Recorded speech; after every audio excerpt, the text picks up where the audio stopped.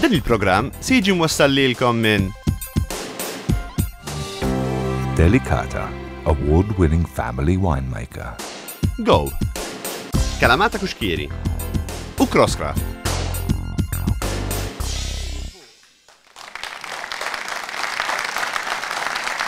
Mela qabel ma immorru nitkellmu mal-panel u naraw diversi features, nilqa' magħna lil dan ir-raġel illi għadu kif ħareġ mill-ħabs illi allegatament kien akkużat għal xejn. Qabel ma nibda dal-programm nixtieq nagħmel dawn il-premessi importanti. L-ewwel, nixtiequ li dal-programm ma jservix biex jekk ikun hemm xi ħadd illi qed ikun jew tkun abbużat jew abbużata, jibża jieħu passi biex dan l-abbuż jieqaf. Aħna nixtiequ nenfasizzaw u nikkundannaw kull forma ta' abbuż. U jekk intom tafu b'xi abbuż, għandkom l-obbligu illi tirrapportawh. U dan il-programm qed jagħmel din l-enfasi importanti. Ma rridux li joħroġ xi messaġġ bil-kontrarju. It-tieni, ovvjament, importanti illi meta jkun hemm dawn ir-rapporti jkunu vera, għaliex hekk ma jkunux vera, allura joħolqu ħafna tbatija għal xejn. Aħna dan il-każ ilna nsegwuh il-fuq minn 7 snin. Kien ġie dan ir-raġel ikellimni. U se taraw x'kien ġara anke dakinhar meta jiena għamiltlu intervista 7 snin ilu. Imma qabel ma nibdew naraw, x'ħassejt inti meta kien hawn din l-akkuża hekk serja li inti abbużajt lil bintek? X'kont qed tħoss inti li issostni u li dejjem sostnejt li inti innoċenti li din ma għamiltix? Pep, l-ewwel ma rrid nibda li naqbel miegħek li jekk ikun hemm abbuż jiġi ikkundannat. Ma nittollerawx. Però wkoll nagħmel appell biex ħadd ma jgħaddi mill-istess ħaġa li għaddejna aħna, għax it-trawma hija kbira, li jekk hemm xi ħadd hemm barra li forsi għandu ħsieb li jgħid xi ħaġa b'oħra ma jgħidulix. Għax it-trawma li tgħaddi dik il-persuna li inti tkun qed ħaġa b'oħra fuqu, kemm lilu kemm il-familja tiegħu, jew lilha u l-familja tagħha hija kbira. U jekk hemm xi ħadd li jaf li hemm persuna oħra li għandha inġustizzja u taf verità, tagħmel kuraġġ u toħroġ titkellem. Dik xtaqt noħroġa issa xi ħaġa li aħna tkellimna fuqha 8 snin ilu, laqqas 7 snin, 8 snin ilu. Nikkonferma li kont ġej tgħidli meta l-ħaġa titranġa, meta l-verità toħroġ kont qed li irid niġi fil-programm biex ma jgħaddi ħadd minn dak li għaddejt minnu jien, nikkonferma dan. Imma x'kont tħoss hekk in-nies ħarsu lejk u jgħidu dal-bniedem abbuża lil bintu. Sfortunatament inti tħoss li qed tiġi ġġudikat għal xi ħaġa li m'għamiltx. Allura il-weġġa tkun ħafna u ħafna ikbar. U hekk kif smajt pereżempju s-sentenza tal-appell u diħel il-ħabs. Bkejt, kont miġuħ, però bqajt insostni l-innoċenza tiegħi. Però sfortunatament ma kienux tawna widen. U hekk intu dieħel l-ewwel darba pereżempju fiċ-ċella, se jgħalquk fiċ-ċella, x'kienet hekk? Naħseb l-iktar ħaġa mhux jiena u dieħel ċella, ġrat il-qorti stess meta l-libertà tiegħi intemmet dak il-ħin ma tfaqqih tal-manetti. Hemmhekk naħseb kienet l-ikbar weġa li kelli dak il-ħin. Ħassejta. Ħassejta, ħafna ħassejta. Ok, se nkomplu nitkellmu anke x'ġara u minn xi xaddejt u se jkollna anke lill-partner tiegħek dal-waqt li nixtieq nistaqsija domanda importanti meta sir taf li l-partner tiegħek kienet jiġi akkużat b'abbuż jekk issuspettax, ma se nistaqsija dal-waqt. Ħalli naraw daqsxejn. L-għonet irridu nagħmlu premessa importanti oħra illi aħna hawnhekk illum aħna se niġġudikaw il-ħadd u nitlobkom biex ma tiġġudikaw il-ħadd hekk hemm nies li huma akkużati dawn huma innoċenti u li m'għandna bl-ebda mod ngħaddu kundanna fuqhom u ma nixtiequx la fil-Facebook tagħna u imkien ikun hemm kundanni lejn xi persuni oħra. Ejja nħallu l-Kors tal-Ġustizzja tagħmel ix-xogħol tagħha. Naraw daqsxejn x'ġara meta aħna konna ma' dan ir-raġel fl-istorja tiegħu mal-avukat Tonio Azzopardi u mal-kumplament ma' Desiree u mal-familja tiegħu. Naraw daqsxejn ġara. Ngħidilkom biss ukoll li dan ir-raġel waqt li kien għaddej dan il-każ kellu t-tifel tiegħu 14-il sena li jimrad bil-lukemja u jmut. Araw ftit din l-istorja ta' xadda minna f'da 3 ġimgħat u mbagħad anke li tkellmu fuq dik l-istorja ta' min xi xadda dan ir-raġel. 12 sen ilu dan ir-raġel isir jaf li nfetħet kawża kontrih. Bintu tal-lega li hu kien abbuża. Fl-2006 Xarabank jibda jsegwi dan il-każ mill-qrib. Niftakar aktar minn 7 snin ilu kien ġie dan ir-raġel u qalli Pep, jiena niġi akkużat li abbużajt binti, dina mhux vera, din hija kidba, jiena nixtieq niġi ġo Xarabank, noqgħod fuq lie detector biex nuri li mhux vera, li din hija invenzjoni. Jiena dak iż-żmien qedlu lie detectors kif qed tajt inti aħna m'għandniex hawn Malta, u li qedlu tiġ nagħmlu intervista anonima. U fil-fatt għamilna intervista anonima. Ħanna raw daqsxejn dan il-feature ta' dan il-persuna li qed tajt li qed tiġi akkużata għal xejn, ħanna raw daqsxejn. Ġejt arrestat minħabba gidba, għattajt ħin ġo ċella minħabba gidba u għadni għaddej minn martirju minħabba gidba. Ma rridx li nkun illiberat għax m'hemmx biżżejjed provi, u jiena rrid li nkun illiberat għax il-verità tkun ħarġet. 2011 titwemmen il-verżjoni tat-tifla u r-raġel jistab ħati ta' abbuż sesswali.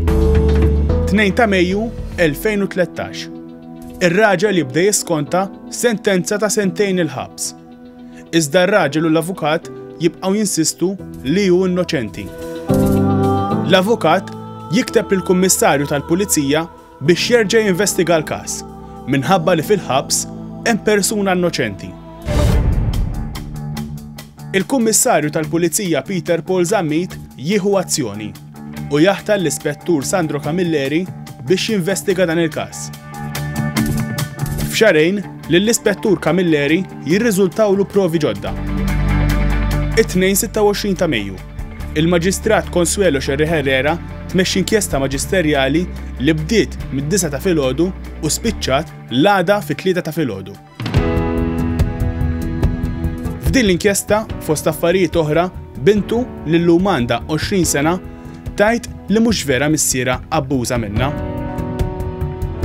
Fl-inkjesta li għamlet il-Maġistrat Consuelo Xerri Herrera joħroġ ċar illi hi kienet tagħmel l-appell lill-awtoritajiet li possibilment jista' jkun hemm persuna innoċenti il-ħabs. L-erba' 28 ta' Mejju. Il-qorti tiftaħ b'urġenza. Fisem ir-raġel, l-avukat jitlob lil missier jinħeles mill-ħabs.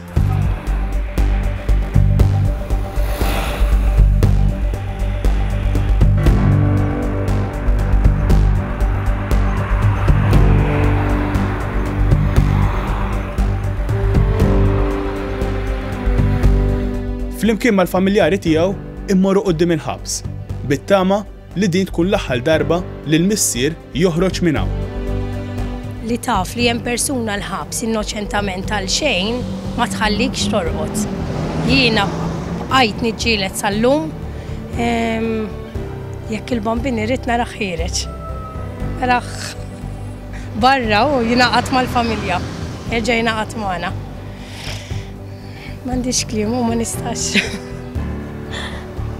Hija emozjonali ħafna li tara barra wara sena u tlajna tela għaddejna minn Kalvarju u iktar minna xu maqful ġo kamra u aħna barra, pero kienet jibsa, għadda momenti jibsin għalih, kien jgħaddi momenti kien jgħidilna m'għandix ħajja ma narax da. Dik il-kamra tiegħu għantu tilet waħda. Għax konna niġu noqogħdu mpappu. Il-bluwa u ma kien ikun jaf li ċertu ħin kien ikun għana mpappu. Illum se joħroġ għall-ewwel darba hawnhekk u qegħdin nistennuh hawnhekk flimkien mal-familja tiegħu.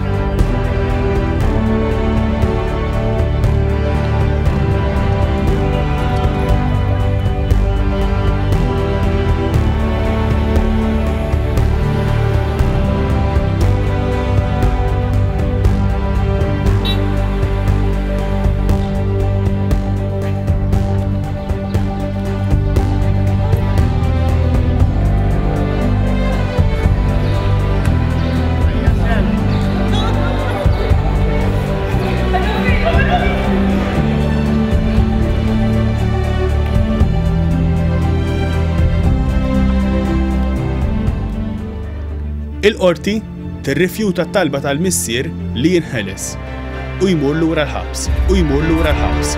Sa dan it-tant, l-avukat Tonio Azzoppardi jippreżenta petizzjoni lill President ta' Malta, waqt li t-tim ta' Xarabank jibda petizzjoni online.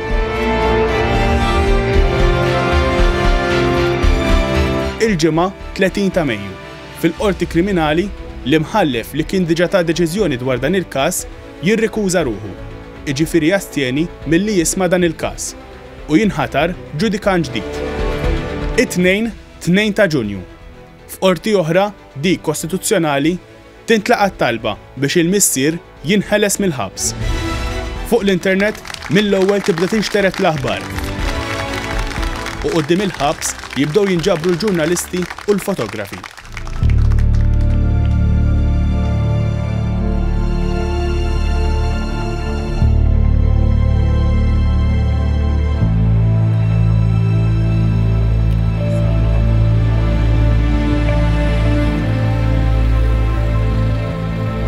Qegħdin quddiem il-ħabs għadhom kif waslitilna l-informazzjoni li ir-raġel li kien ilu 397 ġurnata hawnhekk allegatament innoċenti fl-aħħar se jinħeles.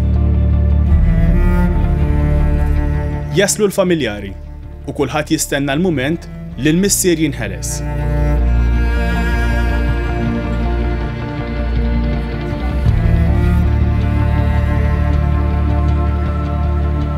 Jinfetaħ il-bib prinċipali tal-ħabs u r-raġel joħroġ akkumpanjat mill-ispettur Sandro Camilleri u mill-avukat tiegħu Tonio Azzoppardi.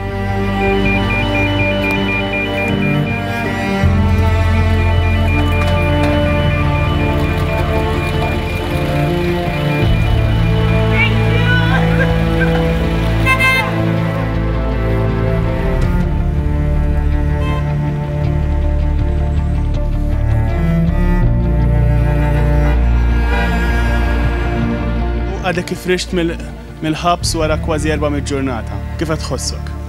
Ferħan ħafna. Emozjonalment, emozzjoni laqas nista' ngħidlek għax tant kemm huma ħaj l-emozzjonijiet li għandi bħalissa.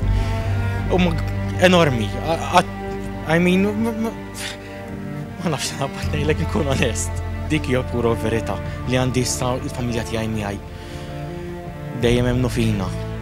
Bħalma emmintu intom ukoll li lkom tiffollowjana dan is-snin kollha. It's an ecstatic feeling.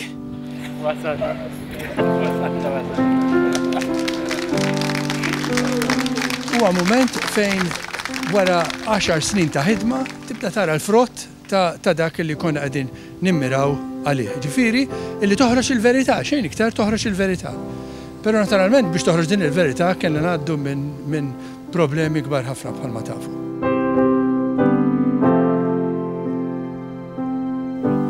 Ovvjament ferħan u ferħan l-iktar għaliex il-ġustizzja prevaliet. Jiena 19 sena u nofsilu meta dħalt fil-pulizija ħadd ġurament u jiena dejjem wara dak il-ġurament. Mill-ħabs, ix-xewqa tal-missier tkun li jmur dritt iżur lill-ibnu Luke fiċ-ċimiterju tal-Addolorata.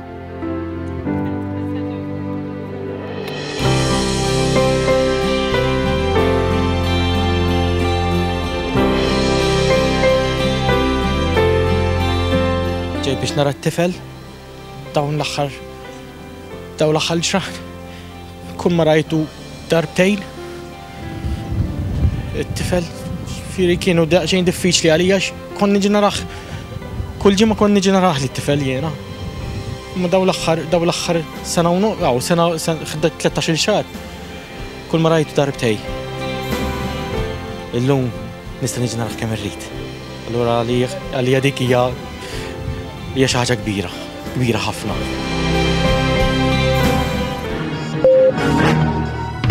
Inħeles mill-ħabs il-missier li għal kważi 13-il xahar kienet jiskonta sentenza ta' 2 snin priġunerija. Miċ-ċimiterju imur jirringrazzja lil Madonna tal-Ar fil-Mellieħa.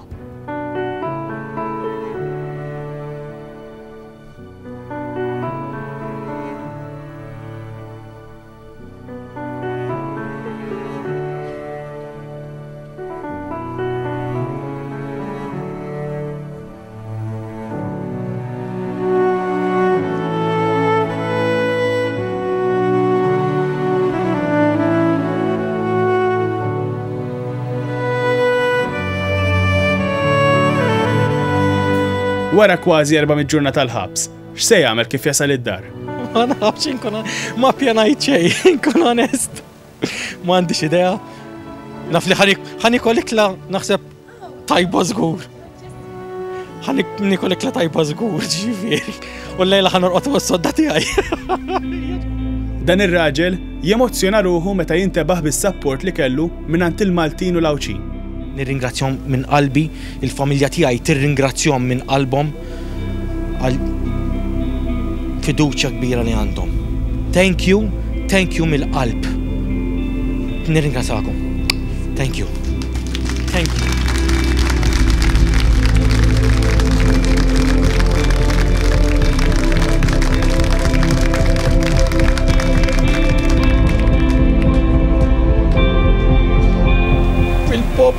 Il-poplu Malti ġi warajna, hemmen fina, hemmen fil-verità, hemmen fil-ġustizzja.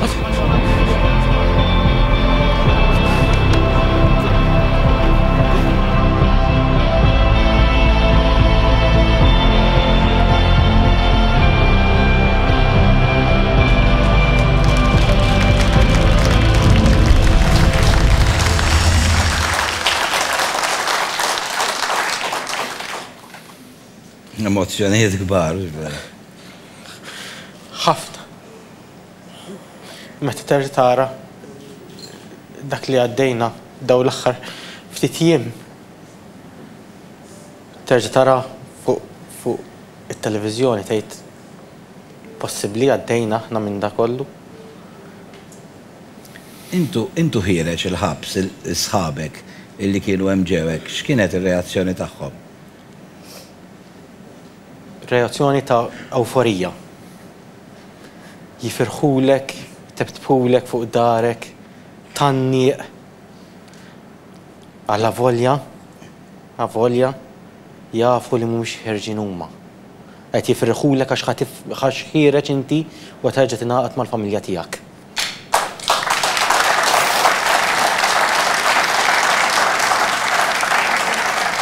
Desiree nistgħu ngħidu li kienet il-bastun hemm barra jien naf kemm persuna dak li ngħidu la fitta, imma fitta fis-sens illi ħin kollu ċemper, ħin kollu tajdilna u s-saqsina u anka kienet batet SMS fil-programm il-sin in-nisa sa nitkellmu mal-ispettur, għax rat l-ispettur hemm fuq it-television, hija persuna li minn barra ħin kollu kienet tiġġieled biex tipprova ssib is-soluzzjoni għal dak illi kienet jiġi. Però Desiree, inti fil-bidu kont tafu ftit xhur kontilek tafu lilu.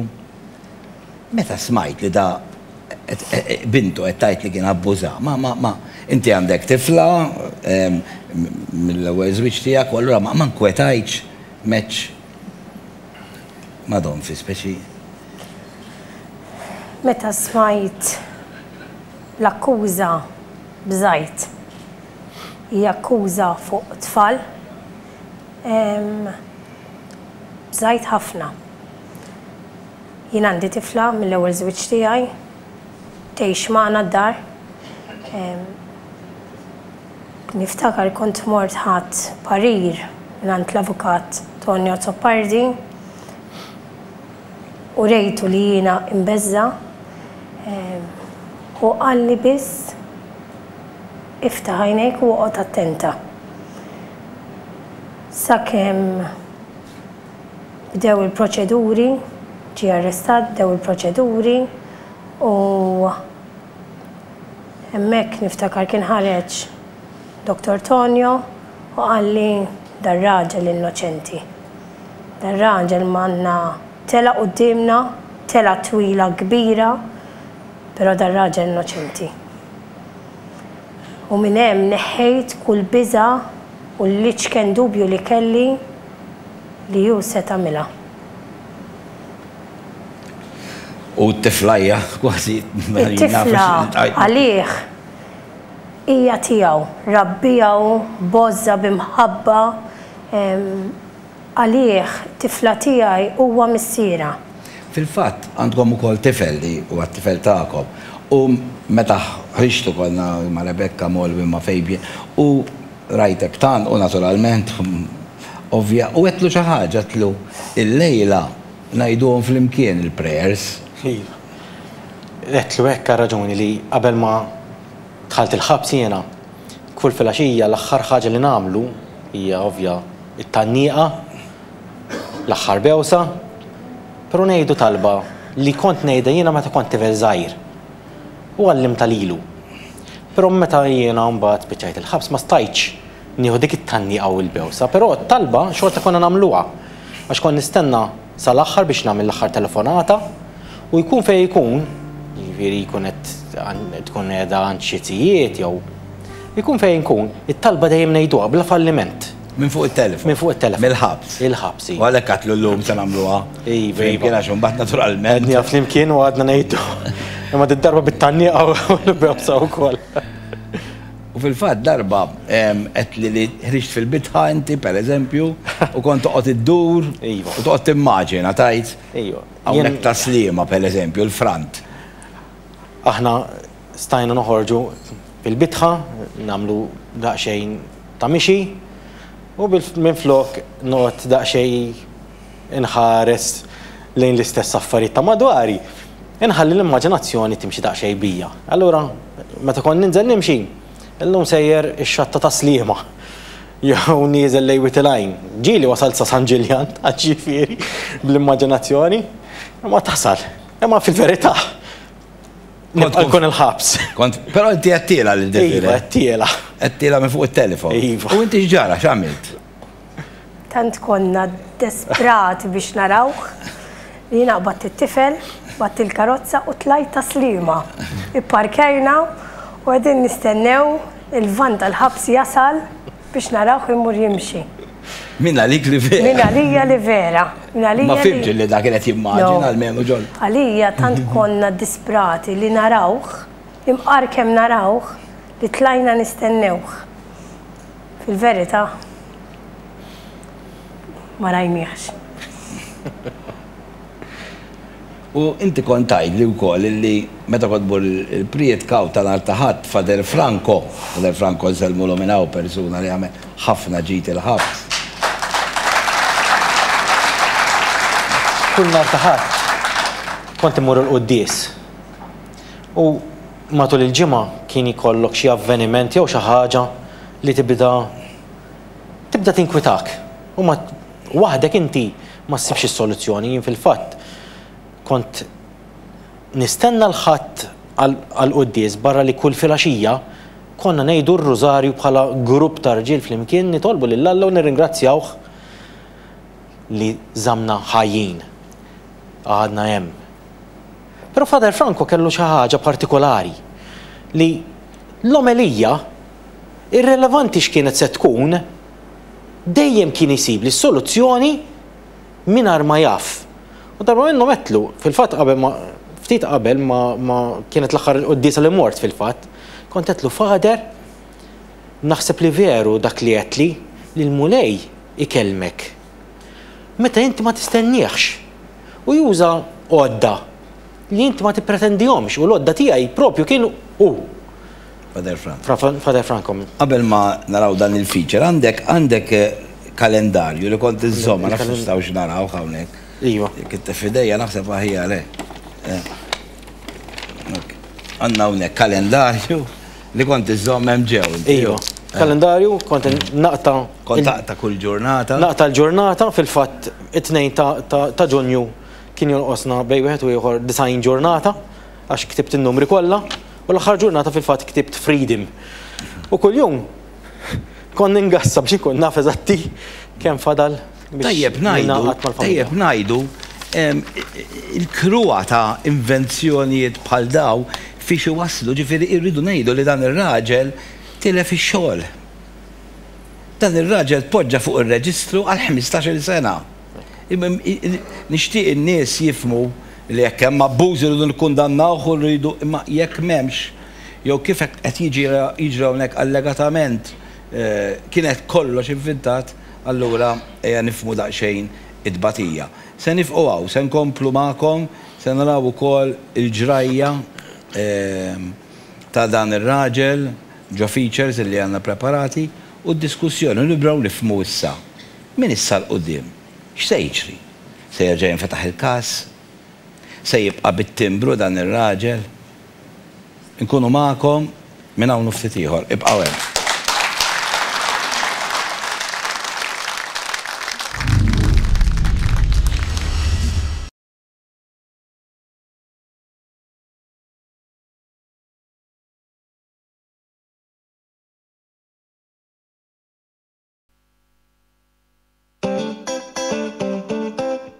Kull min ikun magħna fis-sala jieħu miegħu packed lunch grazzi għal Maple, kif ukoll jidħol fiċ-ċans li jirbaħ kull ġimgħa rigali mingħand Vascas, Virtu Ferries, Keramid Bathroom Center, Blue Creek Restaurant, Crosscraft, Seabank All-Inclusive Resort and Spa, The Notebook Center, The Medina Restaurant, Jamie Callef Service Station, Ir-Razzett l-Antik, Toyland, Castalja, Mario Mizzi Wellbeing, TCTC, Carrefour. U fl-aħħar ta' sensiela tista' terbaħ sodda motorizzata kompluta bis-saqqu tal-ogħla kwalità għal mistrieħ aħjar tad-ditta Materassi e Materassi, ġentilment mogħtija lilkom mingħand Bonds. Kċina twila 3.6 metri, lussuża u moderna ta' kwalità għolja ħafna kompluta bil-wiċċ, ġentilment mogħtija lilkom mingħand Bonds.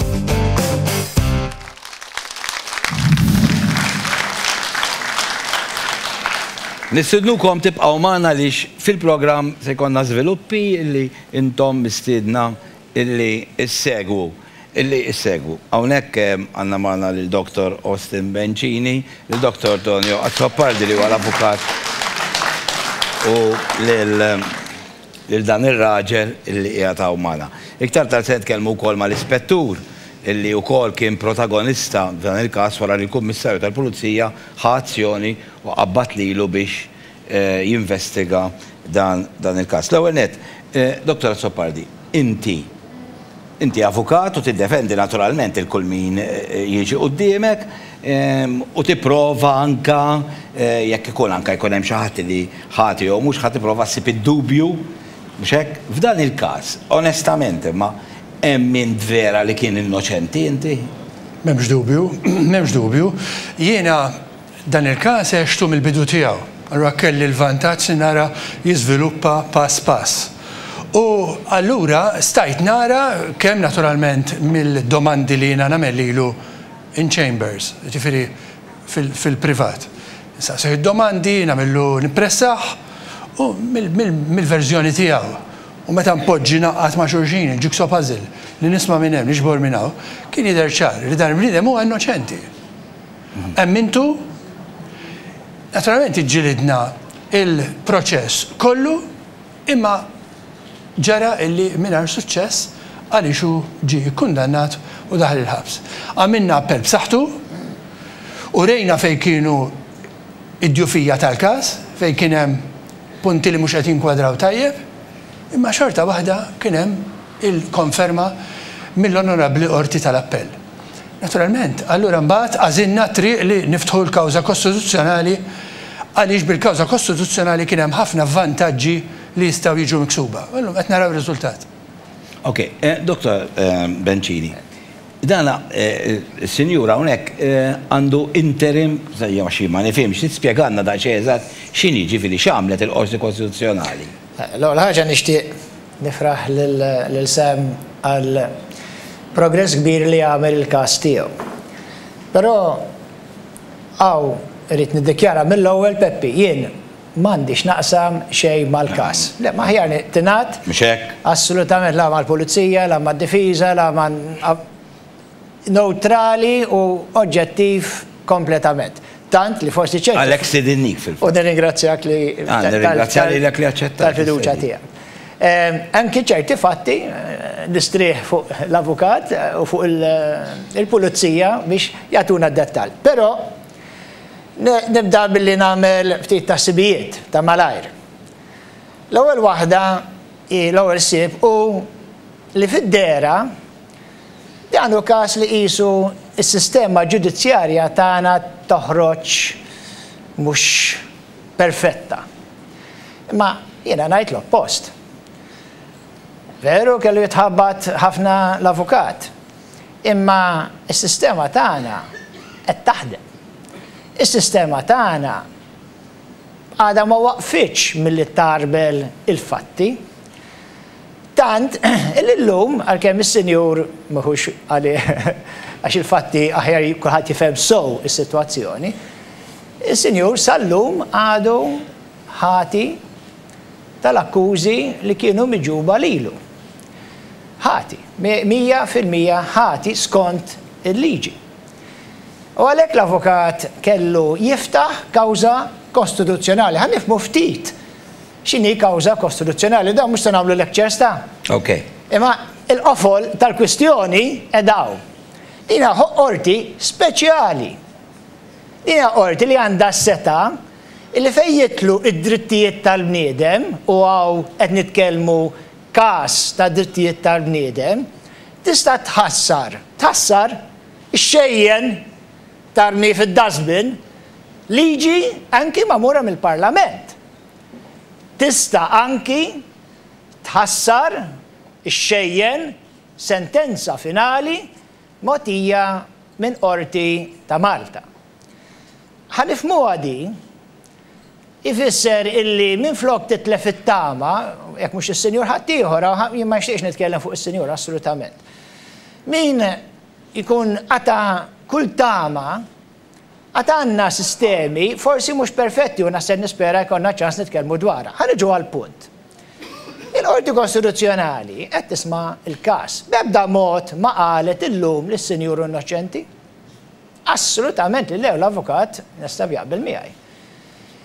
Ma qalet u dal-kawża kostituzzjonali ma bdietx il-bieraħ, qalet illum qed jinġabu affarijiet qudiemi jien l-imħallef, is-sinjorija tiegħu Mikallef, ġodda.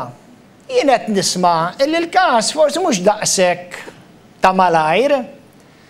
U qalet, il-qorti qalet mela jien ma rridx jekk hemm dannu, jekk hemm dannu nixtieq li nużaw il-kawtela kollha. Ok, konkludi xi domor ma tinkompli. Imma jekk hemm dannu niġi għall-interim. Jekk hemm dannu, x'inhu d-dannu li għandek possibilment persuna innoċenti il-ħabs. Mela mingħajr ma nillibera mill-akkużi, mingħajr ma ngħid li dil-persuna hi innoċenti, però ma rridx inżomm anki l-possibilità ta' persuna tkun il-ħabs. Kif dejjem ngħidu, xi kultant, u minix qed ngħid lis-Sinjur ħati, xi kultant aħjar persuna ħatja barra mill-innoċenti ġew. Ok, malajr, ir-reazzjoni tiegħek jekk tikkummenta jew m'għandekx tikkummenta. Malajr imma. Kif nara jiena nasal biex naqbel mal-pożizzjoni kif qed ipoġġiha Dottor Bencini, għaliex minnaħa waħda għandek is-sentenza tal-Qorti tal-Appell li kkonfermat is-sentenza.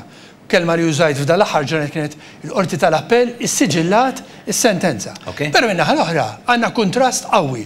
Issa għandna konklużjoni ta' inkjesta maġisterjali mibdija fuq talba tagħna illi issa din l-inkjesta qalet x'aktarx hemm bniedem innoċenti. Wara din id-dikjarazzjoni u konklużjoni, hemm però 200 paġna provi ġodda. Lej dawk irridu nimmiraw issa. Lejn il-provi ġodda. Lejn il-provi ġodda. Se nitkellmu dwarhom. Ħannaraw ftit daqsxejn. Ħammorru ma' senjura hawnhekk u ħanimxu pass miegħu miex xalda tul dawn is-snin. Ħanaraw, u mbagħad niġu lura. Is-sena 2002. Dan ir-raġel sir jaf li nfetħet kawża kontrih. L-allegazzjoni tkun li abuża sesswalment minn bintu ta' 10 snin. Kien is-6 ta' Novembru tal-2002 u kien qallu isma' importa tgħid li l-klijenta tiegħek biex jara l-tfal u dak qallu le żgur li għax dan baba it-tfal.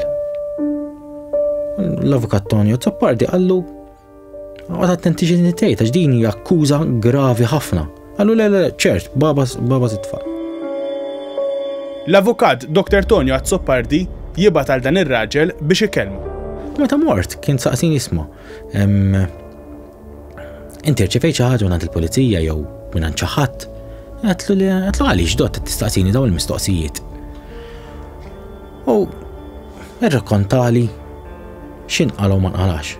At that point in time, kont għetlu ma jistax ikun li nkomplu sejrin hekk għax kienet jinqala ħafna affarijiet. Allura irnieħu passi kontra din il-bniedma. U konna għamilna kwerjela fejn jimdejt nallega at that point in time li kien hemm malafama.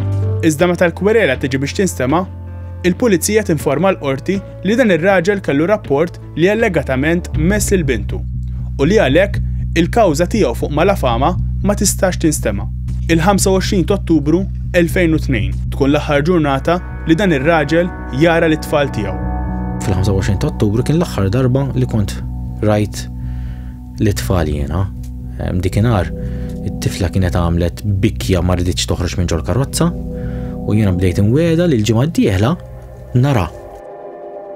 Ġimgħa wara.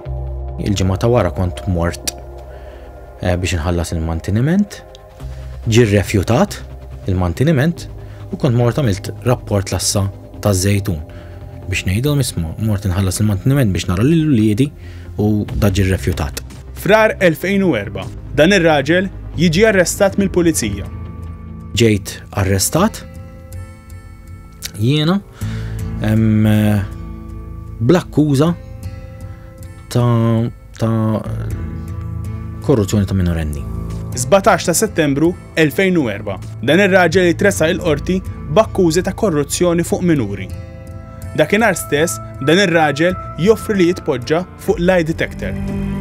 Fi 17 ta' Settembru verbalment kont tlabt biex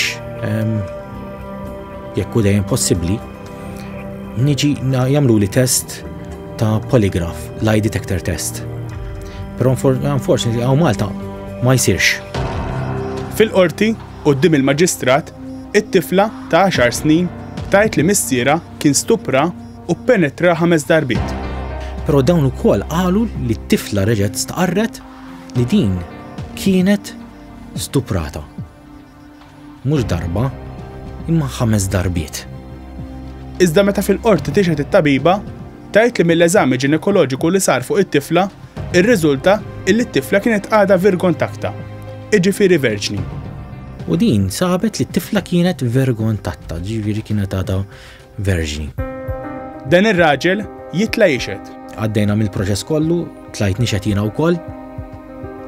Ġi konfermat li dan l-aħħar allegat abbuż kien sar f'Ottubru tal-2003, però baqgħu jinsistu li kien il-Furjana.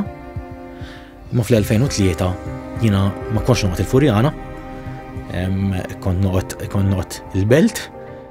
Sa dan it-tant, waqt li l-każ għadu għaddej, waqt li missiera qed ikun akkużat bl-allegat abbuż, it-tifla tagħmel kartulina għall-birthday ta' missiera.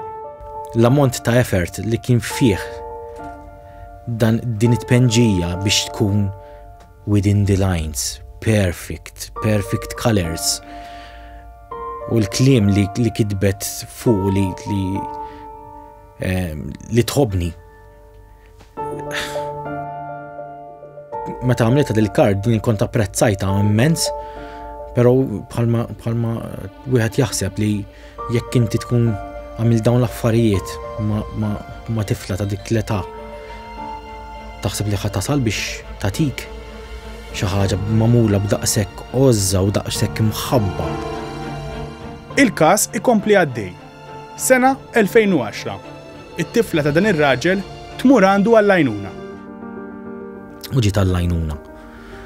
Għajnuna li l-ewwel wieħed jiena bħalma jgħidu tidħol għan-nar għal uliedek u hekk għamilt jiena. Raġuni li whatever is said, whatever is done, dik hija t-tifla tiegħi. Allura meta titlob għall-għajnuna jien ħankun hemm. Fl-istess sena, ibnu ta' 13-il sena ukoll imur għand missieru għall-għajnuna. Fl-istess żmien ukoll, it-tifel ukoll kien telaq mid-dar u kien ġi għall-għajnuna wkoll. Iżda sfortunatament, wara ftit xhur, it-tifel jimrad bil-marda tal-lukemja. Fil-fatt dak iż-żmien kont tlaqt kollox. Kont tlaqt ix-xogħol, kont litteralment kont tlaqt kollox biex niddedika ħajti ġast għalih. Fuq xewqa tat-tifel stess, il-qorti tat il-kura l-kustodja tat-tifel esklusivament lil missier li dan ir-raġel li allegatament abbuża minn oħtu. Fuq insistenza tat-tifel stess, kien talabni ukoll biex jekk nista' jiena inkompli niġġieled għall-kura l-kustodja tiegħu. Ma kelli l-ebda problema niġġieled għall-kura l-kustodja tiegħu. Iġġielidna l-kura l-kustodja tiegħu. U wasanna li f'Ottubru tal-2010 l-imħallef Anna Felice tat sentenza ta' esklusivament. Tat li l-kura u kustodja esklusiva tat-tifel. Inqas minn sena wara, dan ir-raġel jeħel sentejn priġunerija. Sena kienu ftit inqas minn sena wara fl-2011 fejn hu kienet jittama ħafna li dan kollu li konna dejjem minnu tiġi favorevoli. Tlajna s-sentenza fejn jiena weħilt sentejn priġunerija. Li għalija kien xokk kbir. Ir-raġel jappella mis-sentenza. Konna appellajna, erġajna ressaqna l-ilmenti tagħna fl-appell. Kien hemm l-ilmenti tagħna kienu jixelu ħafna botot ħomor. Ħafna botot ħomor. Sa dan it-tant, ibnu Luke jaqleb għall-ar. Luke kien ifisser id-dinja. Jien ngħid Luke ma kienx tifel. Luke kien raġel, kien qaddis.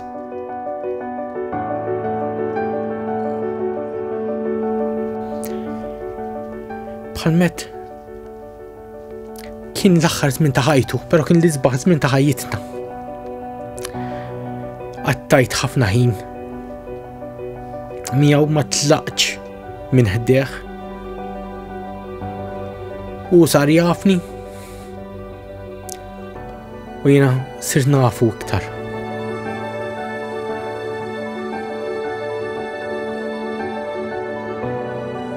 Ftit tal-ġranet wara, Luke ta' 14 sena iħalli din id-dinja.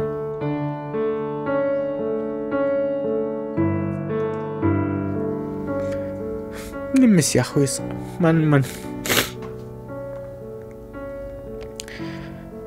ma taddix ġurnata li ma naħsibx fih.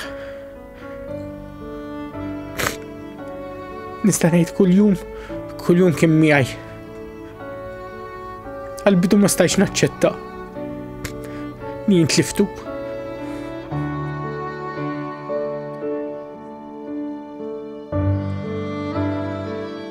L-imħabba li kien juri biex nġiblek eżempju żgħir. Dak l-aħħar lejl li kien ħajmut. Jien kont għamiltlu photo story bil-ftit ritratti li kont ħatlu. Niftakar ma setax jorqot għax kien qalinna li jibża li jekk jorqot ma jerġax iqum.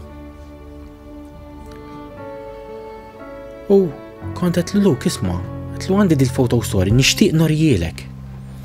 Imma irrid biċċa mużika li toġob lilek. U kien qalli hemm diska dat jisimha Dead and Me. U nfittex fuq l-internet, u nfittex, u ma nistax insib l-ebda diska Dead and Me. Però sibt diska jisimha Father and Son. U qedlu luk, jaw Father and Son, għalli ħan ismaħħa dat. U semmajtlu biċċa. Għalli jiva diki. Alright, għamiltielu. I was once like you are now, and I know that it's not easy. Bla tlaqli ta' xej, għax tfakkarni fik.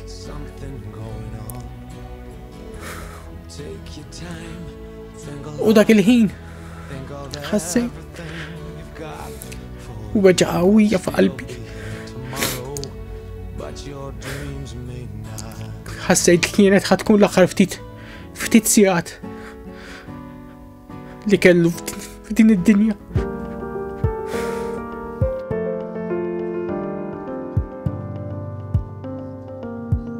Lura l-qorti jinstab ħati ta' korruzzjoni ta' minorenni u jintbagħat jiskonta sentenza ta' 2 snin il-ħabs.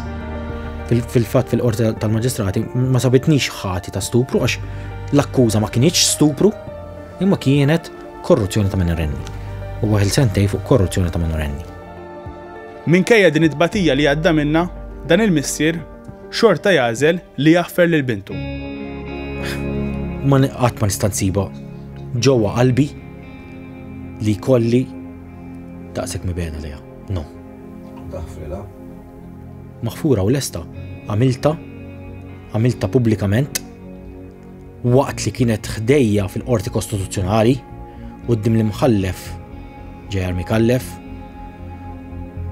quddiem l-AG quddiem in-nies li ma kien hemm hemmhekk li jiena pubblikament ngħid tifla hija maħfura m'għandha xejn għal xejn għal xiex titlob maħfra.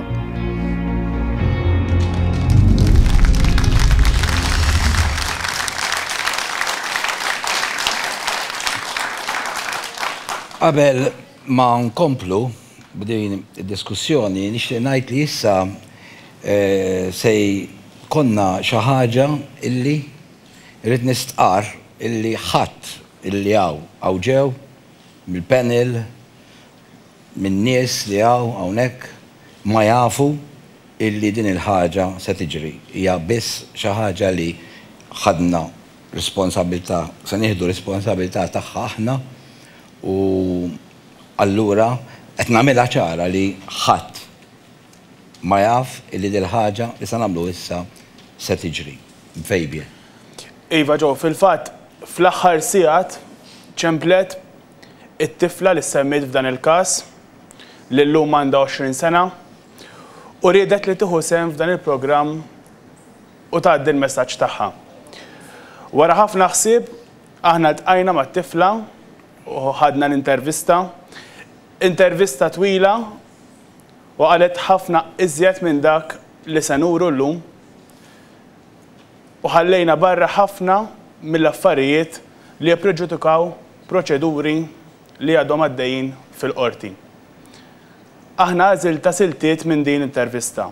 Fl-ewwel silta it-tifla tibgħat messaġġ lill-missiera minħabba li bħalissa fuq ordni tal-qorti ma jistgħux jiltaqgħu. Ħanaraw din il-klip. Ngħidlu li jinqatt ma xtaqt li ngħid dak il-kliem. Meta bdejt nikber imbagħad bdejt nefhem iktar, però dejjem bsajt. Dejjem kont nibża, meta kont dejjem nersaq lej il-verità, dejjem nerġa' lura. Jien Ma jien kont għadni żgħira, ma kontx naf. Ma kontx naf x'ħajġri. Da jekk qed tismani jiena nħobbok ħafna u qed nimissjak. U nixtieq narak. U vera jiddispjaċini tal-li ġara. Imma jekk inqata' kollox b'wiċċ il-ġid, nerġgħu nibdew nitkellmu u noħorġu bħal familja. Jiddispjaċini pa. Jiddispjaċini ta' kull maddejt. Mhix għax rid. Naf li saritlek ħafna ħsara u li kellek mala fama. U jiena weda jiena t-tifla tiegħek u proud. Jien nifmek ma jekk jogħġbok kif hemm lili wkoll. Minn xi għaddejt jien u l-martirju li ma narakx u li jkolli noqgħod ngħid dak il-kliem. Jien minnaw pubblikament nixtieq nirringrazzja il-familja li laqatni meta jiena ma kellix saqa fuq rasi. Ħabba dak li kont għaddejja minnu. Vera ma xtaqx. Ma dik il-biża ġaħaditni minnek, milli narak u milli nħobbok. Għal-jum il-missier l-ikbar rigal li nista' nirċievi huwa int. Dak huwa l-ikbar rigal li nista' nirċievi minant kulħadd li nerġa' narak wiċċ imwiċċ. Nerġa' nagħnek miegħi. Vera nixtieq li jinħeles kollox b'wiċċ il-ġejt. Nixtieq ngħid il kulħadd li mhux dor tiegħi li ġara. U li jien qatt ma ridda li jiġri.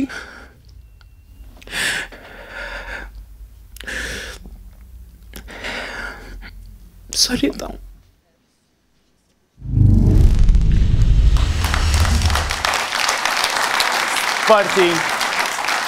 Parti oħra tal-intervista, it-tifla esprimit remors għal dak li ġara fil-konfront tal-ispettur investigat il-każ. Ħanaraw il-klip. Dispjaċina ħafna l-ispettura Luis Calleja għaliex meta semat l-istorja l-ewwel darba jemnitni. Il-verità kienet dejjem li missieri qatt ma misni. Iva, l-ispettura xtaqt ngħidilha dik il-verità. Però qatt ma stajt. Minħabba dik il-biża qatt ma stajt. Jiena l-ispettura xtaqt ngħidilha, spettura. Jiena missieri qatt ma għamli xejn. U nixtieq li nerġa' ningħaqad ma' missieri. Ma nixtieqx li dil-kawża tkompli. Kemm xtaq ngħidu dak id-diskors li l-kawża ma nixtieqx li tkompli għax mhix vera. Kemm xtaqt ngħidu dak id-diskors u nirringrazzja ta' kull m'għamlet. Inti ma kontx taf il-verità. U meta niftakar x'għamilta lija għalkemm forsi ma kienitx il-verità, però nirringrazzjak minn qalbi.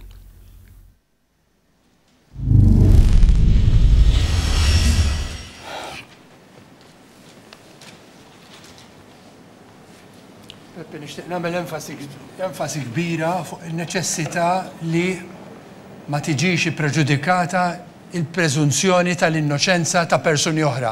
Huma min huma. Nixtieq ngħid ukoll.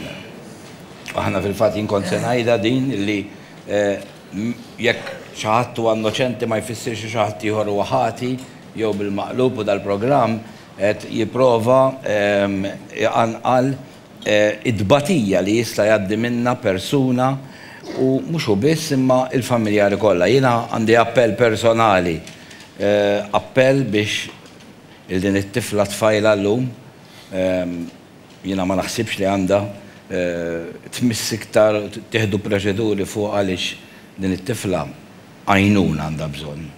U nappella biex ikollha bżonn din l-għajnuna illi fil-fatt għandha bżonn. Naħseb li ma tantx għandek kummenti x'tagħmel. Ma nafx. Hija dejjem kienet it-tifla tiegħi.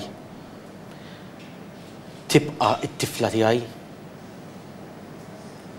Dejjem ħabbejta u dejjem nibqa' nħobbha. Hija binti.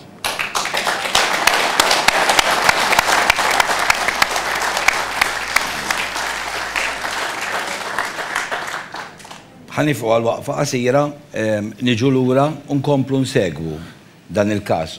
U anka nsaqsu li dawn iż-żewġ avukati hawnhekk, l-avukat Tonio Azzopardi għal-avukat u il-Dr. Bencini. U issa, x'se jiġri?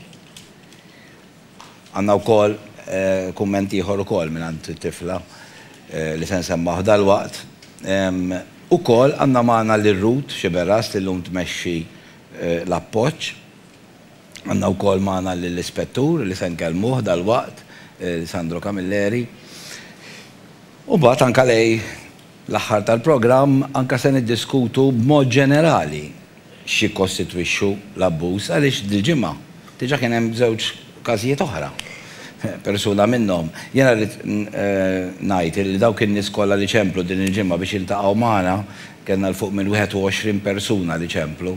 Kif għednilhom se nibdew niltaqgħu magħhom minn għada u nisimgħu wkoll il-każ tagħhom mela le kif konna milna 7 snin ilu meta Manuel u Desire ġew ikellmuna. U ma jiddispjaċinix illum illi dik inhar smajnihom u bqajna magħhom sakemm illum qegħdin hawn. Ibqgħu magħna.